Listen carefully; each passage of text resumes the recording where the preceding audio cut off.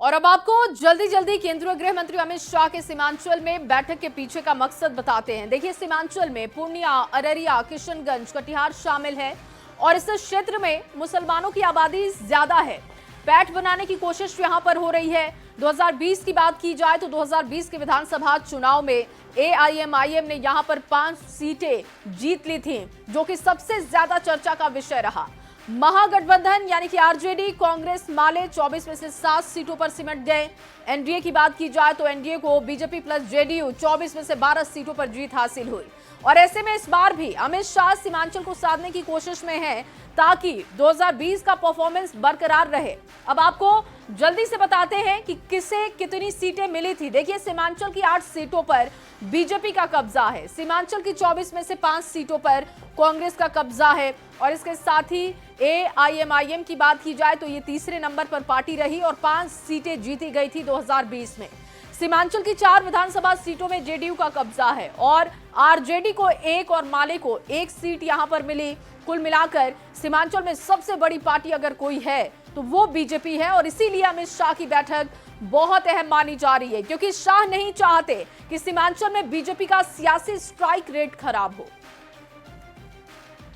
और समस्तीपुर के सराय रंजन में आज तिरहुत और मिथिला क्षेत्र का क्षेत्रीय बैठक का आयोजन हो रहा है, जहां पर केंद्रीय गृह मंत्री अमित शाह प्रतिनिधि बैठक में हिस्सा लेंगे और बैठक में भाग लेने वाले पार्टी कार्यकर्ताओं को चुनाव की जीत को लेकर रणनीति पर चर्चा की जाएगी। बैठक में केंद्रीय गृह राज्य मंत्री नित्यानंद राय, बिहार सरकार के मंत्री संजय सरावगी, विधायक हरिभूषण ठाकुर बचौल होंगे और इसके साथ ही कई प्रमुख लोग इस बैठक में पहुंचेंगे।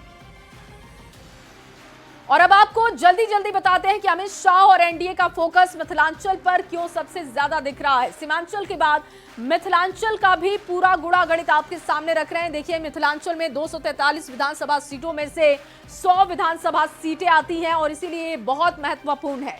ये क्षेत्र उत्तरी बिहार का एक बहुत बड़ा हिस्सा है, परंपरागत रूप से एनडीए के लिए मजबूत गढ़ रहा है।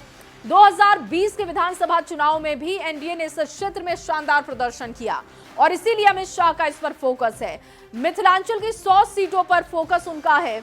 जल्दी से अब यह भी समझ लीजिए मिथिलांचल का सियासी गुणागणित का है क्या है। देखिए, 2020 की बात की जाए तो चुनाव में एनडीए ने दरभंगा जिले की 10 में से 9 सीटें जीत ली थी। महागठबंधन महज 1 सीट पर जीत हासिल कर पाया था। मधुबनी की 10 सीटों में से 8 एनडीए के कब्जे में है, जबकि मधुबनी जिले के 2 विधानसभा सीटें आरजेडी के पास है। समस्तीपुर की बात करते हैं। देखिए, समस्तीपुर की 10 सीटों में एनडीए और महागठबंधन में 5-5 सीटें गई थी और सीतामढ़ी की 8 सीटों में से 6 सीटों पर बीजेपी जेडीयू गठबंधन को जीत हासिल हुई थी, जबकि आरजेडी की बात हो तो 2 सीटों पर ही जीत हासिल हो सकी थी। मुजफ्फरपुर की बात करते हैं। मुजफ्फरपुर जिले की 11 सीटों में से एनडीए 6 और महागठबंधन के 5 सीटें हैं। सहरसा की बात करते हैं। 4 सीटों में से एनडीए के पास 3 है और महागठबंधन 1 सीट यहां पर जीत हासिल कर पाई थी।